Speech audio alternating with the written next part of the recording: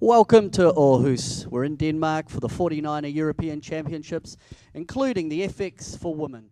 I'll just go straight to Andy Rice, welcome. Marcus Bell, welcome. We're straight into the action. We'll get out on the water. We're going into the women's FX race. They're in race 3, and Marcus, they're off the line. It's looking pretty nice. Yep, they've started just 3-4 minutes ago, and they're halfway up the first beat. In the lead currently, a boat from Great Britain. That's McGregor and Rook, but it's no clear leader yet. In the middle of the course, Andy, I see those two boats battling it out, Price and Elks, and McGregor and Rook. You just wouldn't place any bets early in this racing today, would you? It's so shifty out there, very shifty and gusty, blowing off the land, blowing over the tops of the flats, and we're going to see a lot of snakes and ladders today, I would say.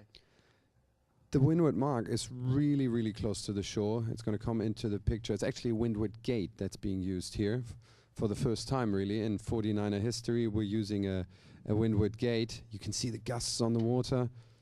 That's one of the leading boats. Now, Marcus, it looks really, as you've pointed out, it's patchy. And as we come up, we've got the effect of the wind coming over the marina, over the buildings, and the wind shifts and the little jets of wind are making a big difference. Top mark rounding will be crucial. We're looking there at Leonie Meyer and Maren Halbrook, just tacking there, but tacking in a real light patch, just coming into a gust now. There you see them getting stretched on the trapeze. Now, if they could keep that gust all the way up to the top, that'd be great, but it's just not like that today. Let's see them, how they get on. Big direction change there. Nice shift for them. But here are the leaders coming across the top. There's the Australian boat on the left-hand side. That is Olivia Price and Caitlin Elks. Olivia Price just tacking there.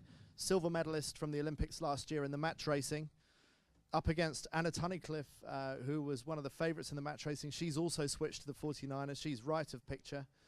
And you can see just how shifty it is. They like to stretch their legs and get fully out there, but the danger is you do that, you get too comfortable, and the next thing you know, the wind is changing, and it could teabag you in the water. But coming up to the top mark, there's a little teabag for the Australians, what I was just talking about. But can they get to this top mark, and can they round in first place? It looks like the Australians are indeed going to do that. Now, we've seen a lot of nasty bearaways today. This is the hardest bit of 49er sailing. But that's absolutely fine for the Australians because they go around in very light winds. We've seen much stronger winds at this point of the course today. Big cheers going up for the Aussies as they go round. There's the Danes going round. Current series leaders, Ida Nielsen and Marie Olsen. Next boat. Oh, it's a real struggle. That looks like it might be Anna Tunnicliffe, the US boat sailing with Molly Vandermeer. On board now with the series leaders. That's Ida Marie Nielsen and Marie Olsen. Looking very nice. Well, the issue is coming into that time mark, if you get a little bit caught low on the ley line, it's very hard to squeeze up around the mark, and when the wind is, the velocity's up and down, the wind is moving around, as much as 20-25 degrees, Andy, it's making it pretty tricky, top mark approach and exit. Yes, it is. It's a crucial part of the race. And you'd see the Australians, they've really profited from this. They went round in not much wind, but obviously it was even worse for the people behind. Lovely lead for the Australians there. But that lead could evaporate very quickly. The Italians, we haven't seen much of them so far, but they're up into second place. So very nice for Conti and Klapic there. Conti, a former 470 sailor, went to the last games, finished 5th. Klapic, a laser radial sailor. So there's a lot of learning. There's a lot of new skills for the girls to learn in this boat because they've pretty much all migrated from different Olympic classes. Some of the younger girls are 29er sailors, so they're skiff specialists. They'll be newer to this kind of sailing. But today in particular, Marcus, this is a testing day even for experienced skiff sailors. Yeah, absolutely. I mean, sailing that close to the shore is a real test. The wind has gone down a little bit on this downward. We saw capsizes earlier today. It's a little bit easier now. I can go through the top 10 rank at the moment. In the lead is from Australia, Price and Elks. Second place from Great Britain, Peters and Grovers. Third, Italy, Conti and Klapric. Fourth is Lutz and Boyke from Germany. And fifth at the moment, that is Conti and Klapic. Their positions are currently changing. But that doesn't tell you about the gaps on the course. When we look downwind at the boats going down to the first leeward gate, we see just how big some of the gaps are there. There's the Italians leading one of the German teams out to the left-hand side of the course as we look upwind. So they're sailing parallel to the shore, and it looks like they're in good breeze. But I'm surprised that they want to take that side, because that's the side that's more protected by the tall tower blocks in Aarhus. So it's going to be much gustier and shiftier on that side of the course. So it'll be interesting to see how the Italians and the Germans on that side of the course are getting on. Meanwhile, we look at the bottom of the course, and there's the Australian going round the leeward gate, just rounding there now. And who's in second place? It's Francis Peters and Nicola Groves, the British team. No, actually, no, that's a Danish team going round in second by the look of it. It's really close at the moment. They're not rounding yet. So we have the Australian boat out in the lead, heading up the third leg, coming across towards the shore side. And on the shore side, Andy, you just picked up on it, there's a bit of a wind shadowing effect as they get closer to the shore from the buildings and the marina. But I guess coupled with that, there's a potential getting into a bit of a wind shift. Looking up the track, the wind tends to want to go left. So it's really quite a big decision that the skippers need to make coming off that bottom mark. And you can't afford to tack too often. These are fast boats, so attack is an expensive manoeuvre. But today we'll probably see more tacking in 49ers than we do on most days, just because it's so shifty and gusty. So when it's moving around that much, you do want to take advantage of the big pressure changes and the big wind direction changes. An observation looking at Olivia Price, looks pretty comfortable in a breeze. I guess it's like sailing on Sydney Harbour. Her Achilles heel tends to be in the lighter winds, but she's certainly enjoying this one, Marcus. Here you can see the lead of Olivia Price. Great work, and really a close bunch following now probably 100 meters or more, 134-meter lead at the moment. And the Italian boat got around second, Peters and Groves third, and I believe it's Tina Lutz and Susanne Boyke in fourth position. It's interesting that they're all taking the same mark. They've got a choice of marks to go round, and sometimes you go around the other mark just so you can get clear air. But they really fancy this left-hand side of the course going towards the shore, which does surprise me, bearing in mind what we've been saying about the shiftier breeze closer to the shore. But there may be some kind of wind bend. It's probably more likely that they just see a gust on that side that they really like. Just wonder if there's a bit of a geographic shift coming off the shore, Marcus. Well, I can't tell. I think the boats are going fairly high at the moment, coming out of that leeward gate, and probably one side was favored because it's pretty unanimous. They're all going around the same gate. So Price tacks again, heading back, just herding the bulk of the fleet over towards, looking up the track, the left-hand side, heading towards the breakwater. Sailing that boat really nicely. They can't have been in the boat for that long, probably just 6 months or so. It's looking good. Beautiful conditions. This morning it was quite light. It's an offshore breeze, so the wind is oscillating and the pressure is up and down. But looking out on the water, I think we've been up over 20 knots, but at the moment we seem to be in a bit of a lull patch where the wind is around the 15 to 18 knot range. So Olivia Price has gone back to cover the fleet, secure position for her, nicely positioned between the fleet and the next mark. She's playing it safely here. We should talk about what's at stake today. I think this is probably the last race of the day for the girls. The race officer wasn't quite sure whether they'll do 3 or 4 races today, but it's the first final day for them. Peter, maybe you can explain a little bit about the format. The fleet gets broken. Basically, it's like a knockout series. So the women's fleet have gone through their fleet racing, and then from that, the racing yesterday, the top 16 are racing today, and they're going to race again tomorrow, and then we go into the finals. Finals day will be on Sunday. But Andy, it's quite a innovative scoring system, isn't it? In terms of this knocking down from Gold Fleet, top 16, top 8, that'll fight out for the podium position. It's quite tough. It doesn't reward consistency across the whole series in quite the way that standard racing does. But here's a team that's profiting from that, current series leaders. And you've got to take your chances a little bit more with this style of racing. It is a little bit more do or die the way that the racing is set up. And I've spoken to the sailors about it. There are mixed feelings about it. Some love it. I was speaking to Alan Norregard, the 49er bronze medalist from the Olympics last year. He's a big fan of it. He really likes this format, and he likes the shorter course racing that we're going to see on the weekend as well. Back to the Australians. Here's Olivia Price, just working the wind shifts, this oscillating shifts as they come off the shore, looking at pressure, looking at angle. But she's putting on a beautiful display. And now she's actually jumped away from Peters and Groves and Conti. So she's got, Marcus, a nice buffer there now. Yeah, she's got the fleet well under control. They've all moved out way to the left side of the course. Not many options for them anymore there. And they're going all really deep back into the middle of the course. And the leader is just climbing up towards the windward mark. She's in a much better position at the moment. What's particularly impressive is that Olivia Price and Caitlin Eltz were the last to qualify. They've qualified 16th and last place to get into this, and here they are leading the fleet. And interestingly, one boat we're not seeing here is the Spanish boat, Tamara Echegoyen, who edged out the Australians for the gold medal last year. So the silver medalist from last year in the Olympics has squeaked through into the next round. The gold medalist failed to make it through, and there are a lot of medalists here in this fleet, but not all of them racing today. That's the standard of racing that we're seeing.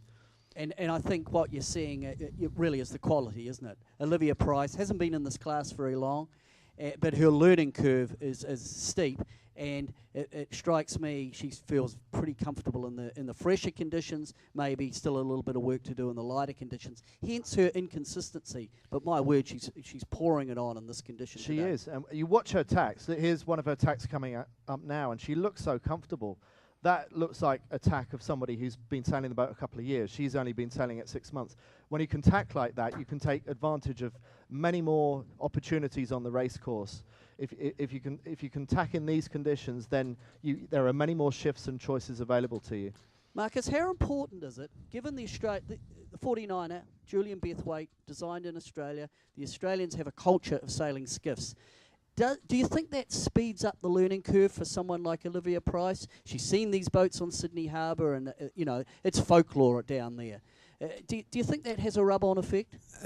Well, it always does if someone who's close to you does well. It just makes it easier. It's a strange concept, but it definitely makes a difference. And in the beginning, the Aussies dominated the class. Chris Nicholson did, and at the moment, it looks like the guys from Australia, winning every regatta, but the sailors from New Zealand are doing really well as well. So these are the two strong nations at the moment. And yes, I do think it makes a difference. It's easier to enter the class.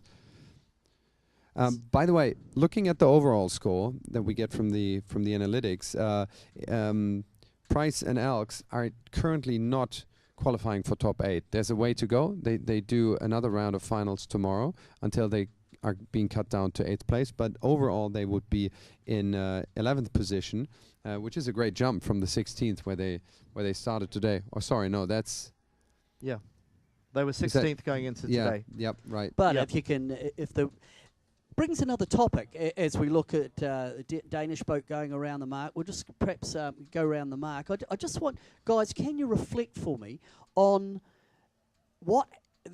when the conditions change, the placings change. There's people that are specialists in light wind. There are other crews that are specialists in the moderate to fresh wind. In terms of that condition change, what's the mentality about that? Just briefly, as we went on board, and that was with a series leader, Ida. We just went on board, but they jibed away around the right-hand mark, and they're now heading down to the leeward gate, and they're going a really good angle compared to the other boats who took the other mark. It's a big shift at the moment, a big right-hand shift. You can see the boats that are still coming up towards the mark. Dobson, but look at that Hansen. gain. Look at the gain for the Aussies. They're just getting richer and richer. They did a nice jibe set round the top mark. They got straight into a gust that nobody else got, and they stretched their lead even further. And so you would hope with performances like this that they do enough to get through to the next round. As we said, they only just scraped into this round, so they've got some work to do. But the Aussies will be hoping that the breeze will stay up, because clearly, as Peter said, that is their favourite condition in the 49er FX at the moment. Well, that's the old story, isn't it? If you get into a condition, you feel comfortable, you just want those conditions to change. When you have a change of conditions, often the leaderboard changes as well, and we've seen that so graphically in this 49er Europeans. And it looks like they're going to get down to the bottom mark pretty much in one jibe, just all the way on port jibe, so that must have been a gust and a shift, and virtually no course changing to do whatsoever for them. Big right-hand shift as they came off the mark, and they are just hammering down towards the finishing line. So Olivia Price is going to take this one out, and that really, Marcus, puts her back into the game. They've got 3 more qualification races tomorrow. You're saying that'll lift her up to, what, 11th overall? Is that what you were telling me? Even 10th place at the moment. The points have changed So a they're little not bit more. far So it's about 10th place. being in that cut-off of top 8. So a race win can make a massive difference. And there's the girls fully stretched. This is 2nd, 3rd and 4th going down to the bottom markets. The Danish, currently series leaders, so they're probably going to extend their series lead, looking very comfortable in these strong wins as well as the lighter wins of yesterday. So and we see in 3rd place Frances Peters, Nicola Groves, very young team, still in their teens, I think, maybe just out of their teens, but been sailing together for some time in the 29er before, so they've got the background in skiff sailing. In fact, Frances Peters in Aarhus about 4 or 5 years ago won the ISAF Youth World Championships in the 29er, so she knows these waters and she also knows this style of racing. It's like pedigree, isn't it? A lot of these sailors you've seen come through 29ers at a youth level. The opportunity opened up with the FX being included into the Olympics, and it's a natural progression for them to head into the 49er.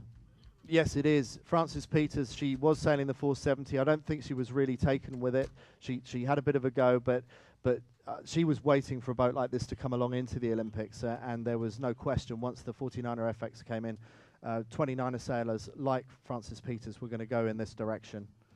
Certainly, you know, walking around the dock, you hear lots of positives about the introduction for the FX for the Olympics. It seems to be well received by the sailors, doesn't it? I think they've been waiting for it a long time.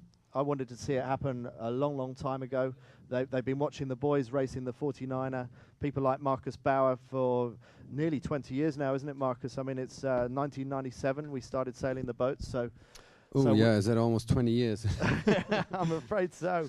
I'm afraid so. 16 years, and so that's a long time for the girls to have waited to get a similar type of boat for them to race in. Yeah, actually, I remember being quite heartbroken when in Madrid 4 years ago they decided not to get it into the Olympics. There was only one vote short of being decided, because I thought there's 4 years of fun lost for so many girls sailing out there. But finally they got their way in, and I think they love it.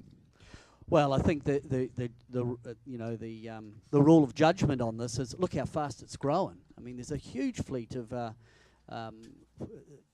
FXs here in a very, very short time. It's gone from being an introduced class, and now it's a major European championship for women's sailing. It's brilliant. Yeah, we didn't see this kind of influx with the England keel boat, for example. This is a much more accessible boat. It's a cheaper boat. It's not a cheap boat, but it's a cheaper boat and just more exciting to just go for a sail and go for a blast. Now, Marcus, can I just come over to you? Just give us probably a rundown of the results.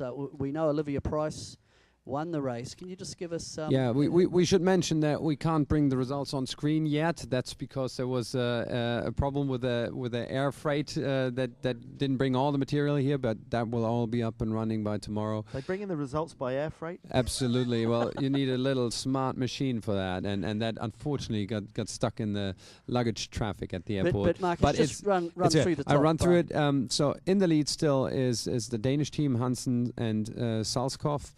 Second place from Brazil is Grail and Kunze. Third, Conti and Klapic. Fourth, Maloney and Meach. Fifth, Dobson and Ainsworth. Sixth, Lutz Boyke. And seventh, Peters Groves from Great Britain. And from Netherlands, Beckering and Blom. That is unofficial. That's just preliminary results from our analytics. So, in my from my reckoning, that should conclude the women's FX for today. I'm just looking; they're not actually coming in, so that's provisional as well. The plan was to run 3 races. They've done that for the day.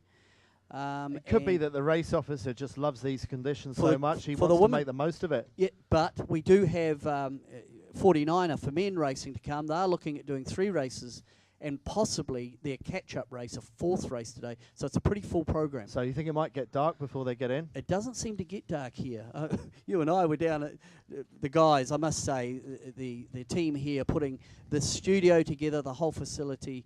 Marcus, I've been very impressed. And if there are a few little technical difficulties, please bear with us. I'm sure over the weekend it will come right. 24 hours ago, this whole setup was sitting on the back of a truck in bits, and you put it together with German precision. Thanks, Peter. Yeah, I'm very happy we got it set up in time, and we've got some slight bugs that we've ironed out today, and we'll bring up the results later on. And yeah, maybe we should take a little break until the next start and come back. It's probably another race for the 49er FX. Does it look like they're going in? No, it doesn't. We can see them waiting on the water, so it's probably one more race for them. Well, what will maybe has happened there, Andy, is the race management team are perfect conditions. They're getting through. They're ahead of the program, so maybe they've said, "Hey, let's have another one," and you know, a race in the bag. So we will take a break, and we'll come back to you very shortly when racing resumes. Okay, back fixing, quick back fixing.